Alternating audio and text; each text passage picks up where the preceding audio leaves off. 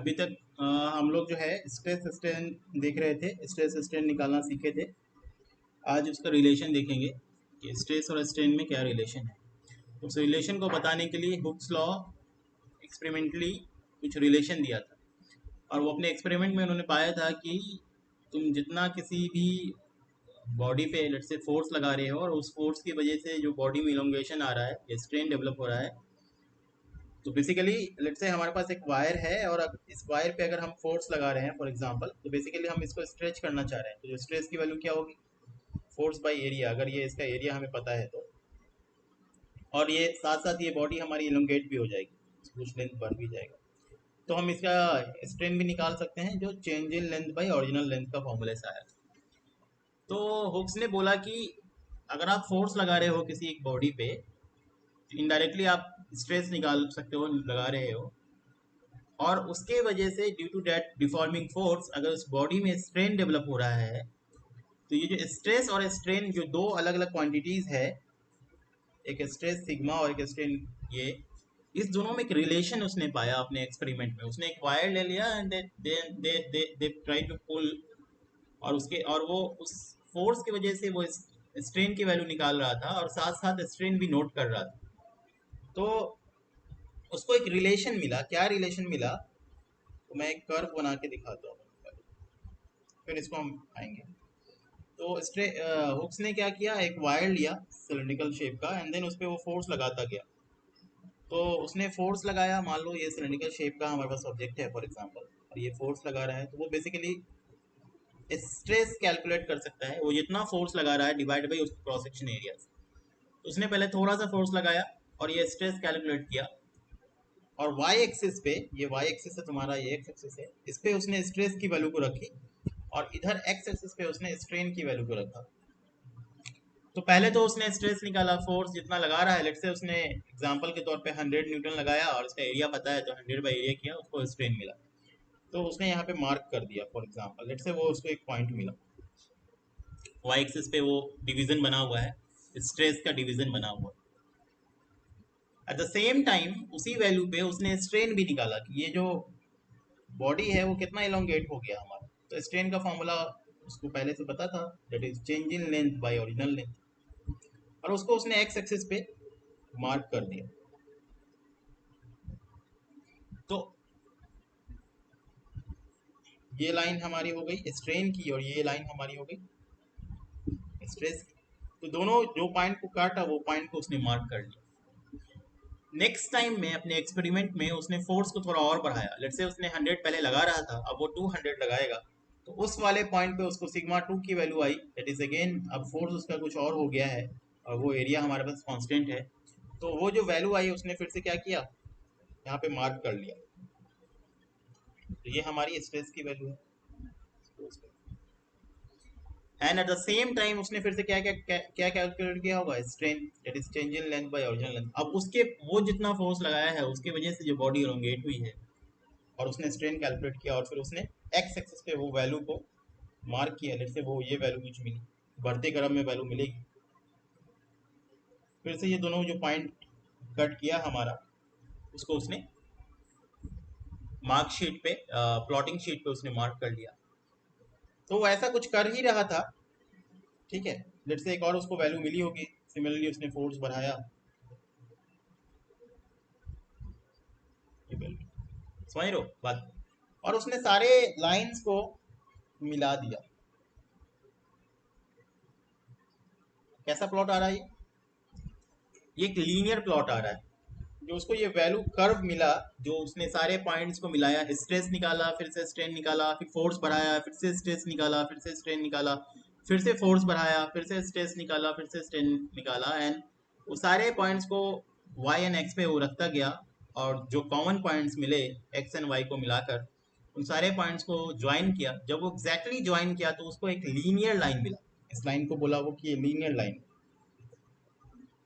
दिख ही रहा है, एक लीनियर कर्व है, Y equal to X curve जैसा है। समझ पा रहे हो बात को। उसके बाद उसने फोर्स को और बढ़ाया। जब वो फोर्स को और बढ़ाया तो उसने देखा कि जो लाइन का स्लोप है वो कुछ लेट से ऐसा मिला उसको, corresponding to stress and corresponding to strain corresponding to stress. ये कर्व कुछ ऐसा कर्वी शेप का बनना स्टार्ट हुआ, ऐसा हुआ। तो उसको कुछ ऑब्जर्वेशन मिला कि अब थोड़ा सा ही स्ट्रेन मिला है बट स्ट्रेस की वैल्यू, सॉरी थोड़ा सा ही स्ट्रेस मिला है बट स्ट्रेन की वैल्यू उसको थोड़ा सा डेविएशन ज्यादा मिला। तो उसको दो बातें समझ में आई कि लेट से ये पॉइंट हमारा है टिल दिस पॉइंट, अगर ये पॉइंट लेट से ए है, ये पॉइंट ओ है, ओ से ए तक जो कर्व है हमारा वो बिल्कुल लीनियर है, बट ए से लेट से वो बी जब पहुंचा तो कर्व के स्लोप में सडन चेंज उसको दिखा, तो उसने इसका नाम दे दिया। जो ए पॉइंट तक है, जहां से ओ से ए तक हम पहुंचे, जो कर्व हमारा लाइन हमारा बिल्कुल लीनियर है, तो उसने बोला ए पॉइंट को बोलेंगे कि वो पॉइंट हमारा प्रोपोर्शनल लिमिट है। क्या है वो? प्रोपोर्शनल लिमिट है। इसको पीएल से लिखेंगे। प्रोपोर्शनल लिमिट का क्या मतलब हो कि क्योंकि हमें पता है from this graph, from this experiment कि ओ से ए तक हमारा कर्व बिल्कुल लीनियर मूव कर रहा है, जो स्ट्रेस है, जो सिग्मा है, वो प्रोपोर्शनल है स्ट्रेन की। तो हम कह सकते हैं कि टिल प्रोपोर्शनल लिमिट, जो उसको स्ट्रेस मिला वो प्रोपोर्शनल टू स्ट्रेन हुआ। स्ट्रेन जितना बढ़ रहा है उसी के रेट से, उसी के प्रोपोर्शन से स्ट्रेन स्ट्रेस बढ़ रहा है। तो उसने कहा कि टिल प्रोपोर्शनल लिमिट, जो सिग्मा है, स्ट्रेस है, वो लीनियर प्रोपोर्शनल है किसके? स्ट्रेन के। और इस प्रोपोर्शनल लिमिट साइन को इसको हटाया तो एक कांस्टेंट के आया। उसने बोला सिग्मा इक्वल टू के ए, और उस के के बारे में उसने बोला ये हमारा प्रोपोर्शनल कांस्टेंट है, और इसी को मॉड्यूलस ऑफ इलास्टिसिटी भी बोला उसने। इस के को जो प्रोपोर्शनल कांस्टेंट की वजह से आया है उसको उसने क्या बोला? ये मॉड्यूलस ऑफ इलास्टिसिटी। अब जो बी पॉइंट है जहां पे सडन चेंजेस उसको दिख रहा था, उसको बोलते हैं यील्डिंग। उसको बोलते हैं वो यील्ड पॉइंट है। यील्ड का मतलब वो सडनली स्ट्रेन का बढ़ जाना, if even you provide a very small amount of stress, थोड़ा सा स्ट्रेस देने के बाद भी जो चेंज ऑफ स्ट्रेन है वो ज्यादा है, उसको बोलते हैं यील्ड पॉइंट। और उस पॉइंट को एक और नाम दिया गया इलास्टिक लिमिट। उसको क्या बोलते हैं? Elastic limit. और उसको शॉर्ट फॉर्म में ई डॉट एल लिखते हैं, ई एल लिखते हैं। ये उसके एक्सपेरिमेंट में ये सारे ऑब्जर्वेशन थे। और उसने देखा कि टिल पॉइंट बी तक, बी पे जाने के बाद उसने फोर्स को हटा दिया, जो फोर्स लगा रहा था उसको रिमूव कर दिया, तो बॉडी फिर से अपने ओरिजिनल शेप एंड साइज को पा लिया। इसका मतलब जितना वो डिफॉर्मेशन उसको यहाँ तक मिल रहा था, यहाँ तक उसको जो भी डिफॉर्मेशन मिला, जितना भी स्ट्रेन मिला, जैसे ही उसने बी पॉइंट पे फोर्स को हटाया, फिर से स्ट्रेन की वैल्यू क्या हो गई? जीरो हो गई। तो हम कह सकते हैं कि ये जो रीजन है हमारा, ये जो भी रीजन है हमारा, वो रीजन हमारा इलास्टिक रीजन है। तो इस रीजन को उसने बोला, ये जो भी रीजन बना हमारा, वो रीजन हमारा क्या है? Elastic region. और इसके बाद जो भी रीजन बनेगा, उसने फिर देखा कि सडन हमारा स्ट्रेन बहुत ज्यादा बढ़ा है। सॉरी, ये कर्व हम सही से नहीं बना रहे हैं, आगे दिखाते हैं। ये कर्व एक सडन हमारा, सॉरी, राइट, एक सडन हमारा इलोंगेशन है, और ये मैक्सिमम तक जाएगा और फिर डेविएशन। तो ये जो मैक्सिमम पॉइंट आएगा, तो ये थोड़ा सा ही स्ट्रेन को तुम देखोगे, अब जो फोर्स लगा रहा है वो बहुत कम लगा रहा है, very little amount of force लगा रहा है, बट जो इलोंगेशन है, स्ट्रेन है, वो बहुत ज्यादा है। मतलब एक पॉइंट ऐसा आया बी के बाद कि तुम थोड़ा सा भी खींच रहे हो, उस फोर्स के बाद, उस स्ट्रेस के बाद बॉडी बहुत ज्यादा इलोंगेट हो रहा है। तो इसका मतलब ये जितना रीजन बन रहा है, अब जो रीजन जो बन रहा है, उसको बोलेंगे कि वो हमारा क्या है? Plastic region. मतलब अब इसके बाद बॉडी अपना original shape and size regain नहीं करेगा। तो क्वेश्चन ऐसा हो सकता है कि हुक्स लॉ कहां तक वैलिड है? तो इसका आंसर क्या होगा? Hooke's law is valid only on proportional limit. Answer क्या होगा? ये हमारा प्रोपोर्शनल लिमिट लाइन है। क्वेश्चन अगर पूछे कि हुक्स लॉ कहां तक वैलिड है, तो क्योंकि हुक्स लॉ ये कहता है कि स्ट्रेस जो है लीनियर प्रोपोर्शनल टू स्ट्रेन होता है, और हम जानते हैं ओ से ए तक हमारा प्रोपोर्शनल लिमिट है, तो हुक्स लॉ सिर्फ प्रोपोर्शनल लिमिट तक, पीएल तक वैलिड है। क्वेश्चन ये पूछ सकता है कि अगर स्ट्रेस को हम हटाते हैं ए पॉइंट पे, तो क्या body original shape and size regain करेगा? यस, क्योंकि ए पॉइंट हमारा इलास्टिक रीजन के अंदर है। क्वेश्चन ये पूछ सकता है कि अगर बी पॉइंट पे, यील्ड पॉइंट पे, अगर हम स्ट्रेस को हटाते हैं तो क्या बॉडी अपना original shape and size regain करेगा? अगेन आंसर इज यस, क्योंकि बी पॉइंट हमारा लास्ट पॉइंट है, इलास्टिक लिमिट पॉइंट है, वहां तक बॉडी अपना original shape and size regain कर लेगा। बी के बाद वो बॉडी यील्डिंग में हो रहा है, उसके बाद अगर तुम फोर्स हटाओगे तो बॉडी अपना original shape and size gain नहीं करेगा, और बी के बाद जो भी रीजन होगा वो हमारा प्लास्टिक रीजन होगा। इस सारे को एनसीईआरटी बुक में ये फिगर से यहाँ पे दिखाया है। फिर से हम रिकॉल कर देते हैं जितनी बातें हमने बोली हैं, जो तुमको समझने में आसानी होगा। थोड़ा हम जूम कर रहे हैं। ओ से ए कौन सा पॉइंट होगा? क्योंकि हमको दिख रहा है ये कर्व हमारा क्या है, ये कर्व हमारा लीनियर है, कर्व हमारा लीनियर है। तो ए पॉइंट को हम लोग बोलेंगे कि वो प्रोपोर्शनल लिमिट है, और यहां तक हमारा हुक्स लॉ क्या होगा, वैलिड होगा। हुक्स लॉ क्या होता है, sigma is proportional to strain, और सिग्मा को हटा के के इंटू स्ट्रेन लिख सकते हैं, और के को हमने क्या बोला है कि वो प्रोपोर्शनल कांस्टेंट है, और इसको हम लोग मॉड्यूलस ऑफ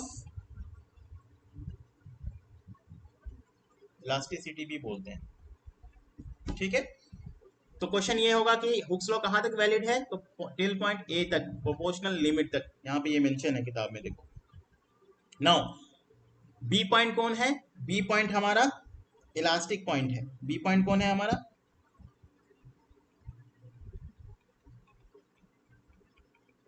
इलास्टिक पॉइंट है। क्यों इलास्टिक पॉइंट है? टिल पॉइंट बी तक अगर आप स्ट्रेस को हटाओगे तो बॉडी अपना original shape and size regain कर लेगा, मतलब स्ट्रेन की वैल्यू 0 हो जाएगी अगर आप इस फोर्स को हटाओगे तो। नाउ बी से सी के बाद एक और पॉइंट दिया है यहाँ पर। क्या हो रहा है इस वाले रीजन में कि आप थोड़ा सा फोर्स लगा रहे हो, change in force is very small but थोड़ा डेविएशन है। अब सी पॉइंट पे, अगर आप सी पॉइंट पे पहुंचने के बाद अगर आप स्ट्रेस को हटाओगे, फोर्स को हटाओगे, तो बॉडी अपना original shape and size regain नहीं करेगा। वो बॉडी थोड़ी थोड़ी स्ट्रेच हो चुकी होगी। कितना स्ट्रेच हो चुकी होगी उसकी वो थोड़ी सी वैल्यू होगी, बट आप देख सकते हो वो वैल्यू कितनी होगी। यहाँ आ जाओ एक्स एक्सिस पे, ये पॉइंट मार्क हुआ था, ये इतना उसके अंदर क्या हो रहा होगा, इतना उस बॉडी के अंदर स्ट्रेन आ चुका होगा। सी बी पॉइंट के बाद अब क्योंकि प्लास्टिक डिफॉर्मेशन हो रहा है, बॉडी अपना original shape and size regain नहीं कर पा रहा है, इसलिए हम इसको दो पार्ट में देख सकते हैं। दो पार्ट में हम देख सकते हैं कि ये पॉइंट बी से अगर एक लाइन हम ड्रॉ करें तो ये जो रीजन बना हमारा, ये रीजन हमारा इलास्टिक रीजन होगा, करेक्ट। ये रीजन हमारा इलास्टिक रीजन होगा, और हमको पता है B elastic point, yield point के बाद बॉडी अपना original shape and size regain नहीं कर पा रहा है, तो हम कह सकते हैं कि अब जो भी रीजन होगा टिल एक्स एक्सिस, मतलब ये रीजन यहां तक, ये कौन सा रीजन होगा, प्लास्टिक रीजन होगा। क्लियर है बात? क्वेश्चन अगर ऑब्जेक्टिव आएगा तो बन जाएगा। हम फिर से मिटा देते हैं ताकि हमको ये गंदा हो रहा है स्क्रीन, सबको समझाना है। तो कोई पूछे इलास्टिक रीजन, इलास्टिक पॉइंट कहां तक है, यील्ड पॉइंट तक है। हुक्स लॉ कहां तक वैलिड है, तो प्लास्टिक लिमिट पीएल तक हमारा वैलिड है, जो ए पॉइंट है। ए और बी में बहुत डिफरेंस है, क्वेश्चन यहाँ पे बहुत पूछता है और इंसान गलती कर पाता है। बॉडी अपना ओरिजिनल शेप एंड साइज कहां तक रिगेन कर सकता है, क्या ए पॉइंट पे कर सकता है, यस कर सकता है। बी पॉइंट पे कर सकता है, यस कर सकता है। क्या सी पॉइंट पे बॉडी अपना original shape and size regain कर सकता है, नो। क्यों? क्योंकि सी प्लास्टिक रीजन में पहुंच गया हमारा। अब सी के बाद देखते हैं क्या हो रहा है। सी के बाद तुम थोड़ा सा भी स्ट्रेस दोगे, अब थोड़ा भी स्ट्रेस दोगे, चेंज इन स्ट्रेस बहुत छोटा है हमारा, बहुत छोटा है, बट तुम स्ट्रेन देखो, जो चेंज इन स्ट्रेन है ये लेंथ बहुत बड़ी आ रही है। समझ रहे हो बात को? इसका मतलब अब प्लास्टिक रीजन में तुम थोड़ा सा स्ट्रेस दे रहे हो, बट बॉडी का स्ट्रेन बढ़ता जा रहा है, और तुम फोर्स लगाते जाओ, फोर्स लगाते जाओ, और बॉडी बॉडी जो है तुम्हारी खिंचाती जाएगी, लमकती जाएगी, बढ़ती जाएगी। एक पॉइंट आएगा डी तक, अब वो बॉडी का फाइनल स्ट्रेंथ बताएगा। इस पॉइंट तक बॉडी तुमको रेजिस्ट करेगी, बॉडी अपने आप को कंट्रोल करेगी, टूटेगी नहीं, ब्रेक नहीं होगी। इवन उसके बाद अगर तुम उसको बोलेंगे वो स्ट्रेंथ ऑफ द बॉडी है, उसके बाद अगर तुमने, उसके बाद तुम देखोगे अगर तुम उस पॉइंट पे पहुंचने के बाद, डी पॉइंट पे पहुंचने के बाद अब तुम अगर फोर्स लगा रहे हो, तो जो बेसिकली स्ट्रेस की वैल्यू है वो कम हो जाएगी, और एक और बट स्ट्रेन स्टिल हमारा बढ़ता रहेगा। और एक ई पॉइंट आएगा जिसको बोलेंगे फ्रैक्चर पॉइंट। अब अगर तुम फोर्स लगाओगे तो बॉडी की जो अंदर की रेजिस्टिंग फोर्स है वो कंट्रोल नहीं कर पाएगा, और वो बॉडी फ्रैक्चर हो जाएगा, टूट जाएगा, ब्रेक हो जाएगा। तो ई पॉइंट हमारा क्या कहलाएगा, वो फ्रैक्चर पॉइंट कहलाएगा। और ये डी पॉइंट हमारा वो मैक्सिमम स्ट्रेंथ पॉइंट है, मैक्सिमम लोड कैपेसिटी पॉइंट है। इतना तक वो बॉडी लोड को, कैपेसिटी तुम्हारी फोर्स को, लोड जितना लगा रहे हो वो बॉडी एक्सेप्ट कर सकती है। तो ये मैक्सिमम स्ट्रेंथ पॉइंट है, अल्टीमेट स्ट्रेंथ पॉइंट है। डी पॉइंट को बोलेंगे कि वो उस बॉडी का अल्टीमेट है, अल्टीमेट स्ट्रेंथ पॉइंट है। बॉडी रेजिस्ट कर सकता है जितना तुम फोर्स लगा रहे हो। उसके बाद अगर तुम लगाओगे तो बॉडी का स्ट्रेस तो कम होगा, एट द एंड वो बॉडी फ्रैक्चर हो जाएगी, टूट जाएगी। कोई दिक्कत है यहाँ तक? सबको समझ में आया जितना समझाए हम? कोई डाउट? राइट। अब जितना हम कहानी बोले हैं, हम फिर से यहाँ पे लिखा हुआ है इंपॉर्टेंट पॉइंट में, वो हम यहाँ पे फिर से रिपीट करते जाते हैं ताकि रिवाइज हो जाए। तो बेसिकली ये कर्व जो स्ट्रेस स्ट्रेन कर्व है वो क्यों ड्रॉ है? वो इसलिए ड्रॉ है कि ये कर्व हमको इस बात को समझाने में आसानी देता है कि आप किस तरह से लोड लगा रहे हो, या आपके लोड के बढ़ाने की वजह से बॉडी में किस तरह का फिनोमेना हो रहा है, कैसे स्ट्रेन चेंज हो रहा है, कैसे स्ट्रेस चेंज हो रहा है, कब बॉडी का अल्टीमेट पॉइंट आ रहा है जहाँ पे स्ट्रेस मैक्सिमम है, बॉडी बर्दाश्त कर सकती है, ब्रेक नहीं हो सकती है, और किस पॉइंट के बाद वो बॉडी ब्रेक हो जाएगी। ठीक है, तो ये बेसिकली ये कर्व हमें ये इन्फॉर्मेशन देता है कि लेट से ये हमारे पास ये जो भी मटेरियल है, जिस भी मटेरियल का बना है, आप कब तक इस बॉडी पे लोड लगा सकते हो। एक पॉइंट आएगा जो ये बॉडी फ्रैक्चर हो जाएगी, टूट जाएगी। नाउ नेक्स्ट पॉइंट, क्वेश्चन मैं बार बार बोला हूँ, हुक्स लॉ कहाँ तक वैलिड है? प्रोपोर्शनल लिमिट तक, ओ से ए तक। करेक्ट? क्यों? क्योंकि हुक्स लॉ ये कहता है कि stress is linear proportional to strain, इसीलिए ओ से ए तक। सो यहाँ पे डिफिनेशन है, stress and strain are varies linearly. Proportional limit तक जो है एक लीनियर लाइन आया था ना, हमें लीनियर लाइन आया था। B point, body can be regain the original shape and size, body can be regain the original shape and size till elastic limit. Elastic limit proportional limit के आगे वाला point है, तो उस पॉइंट तक body अपना original shape and size regain कर सकता है। ये पॉइंट नंबर 2 था। Point number 3, stress at a point of elastic limit is called elastic stress. मतलब ये वाला पॉइंट अगर हम इसको ड्रॉ करें,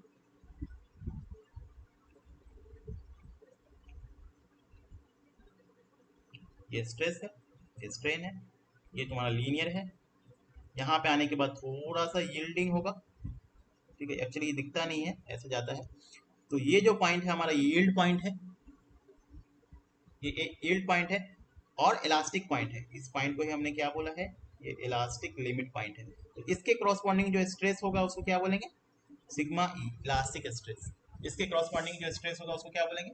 इलास्टिक स्ट्रेस। वही लिखा हुआ है, stress at a point of elastic limit is called elastic stress and the region till elastic point और yield point is called elastic region. ये रीजन हमारा क्या है? इलास्टिक रीजन है। क्यों इलास्टिक रीजन है? क्योंकि बॉडी अपना original shape and size regain कर लेती है। आगे, very high deformation occurs after the elastic region. तुम देख पा रहे हो इसके बाद क्या हो रहा है, थोड़ा सा ही स्ट्रेस दे रहे हैं बट डिफॉर्मेशन बहुत ज्यादा है। थोड़ा सा ही उसके बाद तुम फोर्स लगाओगे, बॉडी ज्यादा इलोंगेट हो जाएगी। तो वही दिख रहा है कि जो प्लास्टिक रीजन है, even you apply a very less amount of stress but the deformation occurs is very largely compare to the elastic region. तो उस रीजन में, प्लास्टिक रीजन में थोड़ा सा फोर्स लगाने के बाद भी, थोड़ा सा स्ट्रेस लगाने के बाद भी जो डिफॉर्मेशन रेट है वो बहुत ज्यादा है, बहुत हाई। वही बोला, very high deformation occurs after the elastic region. जो डिफॉर्मेशन है वो बहुत ज़्यादा है, डिफॉर्मेशन है वो बहुत ज़्यादा है। कहाँ में? इलास्टिक रीजन के बाद। तो जो प्लास्टिक रीजन है उसमें डिफॉर्मेशन हमारा बहुत ज़्यादा है। Now from the region from B to D is known as plastic region, बता चुके हैं। अब ये हमारा लेट से ये पॉइंट हमारा है बी है, लेट से ये पॉइंट हमारा डी था और थोड़ा सा यहाँ पे स्ट्रेस कम होता है, ये पॉइंट हमारा ई है। तो ये इस रीजन को, ये जो रीजन बन रहा है, ये रीजन हमारा क्या होगा? वो प्लास्टिक रीजन होगा, पीआर होगा, प्लास्टिक रीजन होगा। ठीक है, यही लाइन लिखा हुआ है, from the region B to D is known as plastic region. क्योंकि थोड़ा सा ये स्ट्रेस चेंज हो रहा है बट स्ट्रेन बहुत ज्यादा चेंज हो रहा है, बॉडी में इलोंगेशन बहुत ज्यादा हो रहा है। एंड ये बहुत इंपॉर्टेंट पॉइंट है, and stress eight point D is called ultimate strength of the material. तो जो डी पॉइंट है जहाँ पे मैक्सिमम स्ट्रेस तुमको दिखा है, तो बॉडी वहां तक अंदर का जो रेजिस्टिंग फोर्स है, रेजिस्टिंग स्ट्रेस है, वो उस बॉडी को तोड़ने से बचाएगा। बट वो जो बॉडी है तब तक अपने आप को टूटने से बचाएगा। वो पॉइंट कौन सा है? वो पॉइंट डी है। टिल टिल पॉइंट डी तक, यहाँ तक वो बॉडी का स्ट्रेंथ को बताता है कि वो बॉडी के अंदर इतनी स्ट्रेंथ है कि जो तुम बाहर से एक्सटर्नल लोड लगा रहे हो वो उसको बचा रहा है और टूटने से बच रहा है, बट उसके बाद भी अगर तुम स्ट्रेस लगाओगे तो वो बॉडी क्या हो जाएगी, ई पॉइंट पे पहुंचेगी और बॉडी हमारा फ्रैक्चर हो जाएगा। Beyond this point additional strain produce even bye reduce applied force. उसके बाद अगर तुम इवन डी पॉइंट पे पहुंच गए, मैक्सिमम अल्टीमेट स्ट्रेंथ पॉइंट पे पहुंच गए, उसके बाद तुम फोर्स थोड़ा कम भी लगा रहे हो बट जो स्ट्रेन है हमारा वो बहुत ज़्यादा है, अब थोड़ा भी फोर्स लगाए, थोड़ा भी लगाए तो वो बॉडी फ्रैक्चर हो जाएगी। इसलिए पॉइंट ई को बोलते हैं कि वो फ्रैक्चर पॉइंट है। पॉइंट ई को हम लोग क्या बोलेंगे, वो फ्रैक्चर पॉइंट है। This value give you this, और ये भी वैल्यू आपको स्ट्रेंथ ऑफ द मटेरियल को दे सकता है, बता सकता है।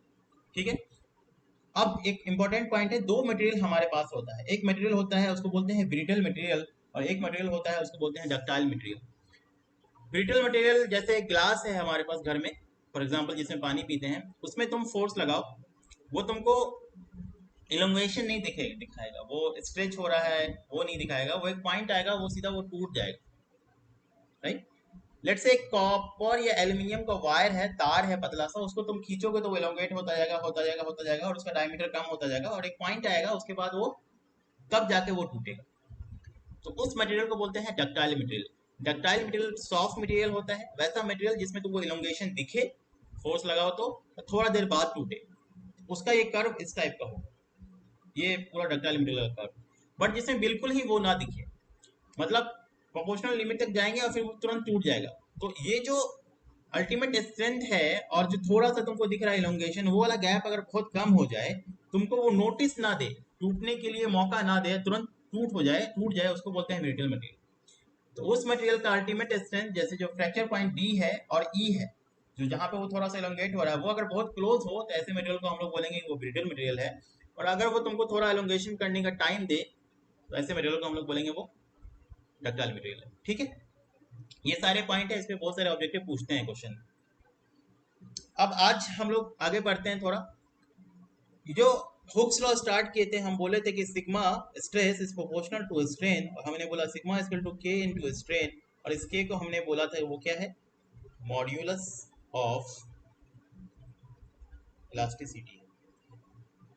ये जो मॉड्यूलस ऑफ इलास्टिसिटी है, ये 4-5 तरीके का होता है, जो एक एक करके समझेंगे और उस पर बहुत सारे क्वेश्चन पूछते हैं, वो हम लोग बनाएंगे। एक मिनट।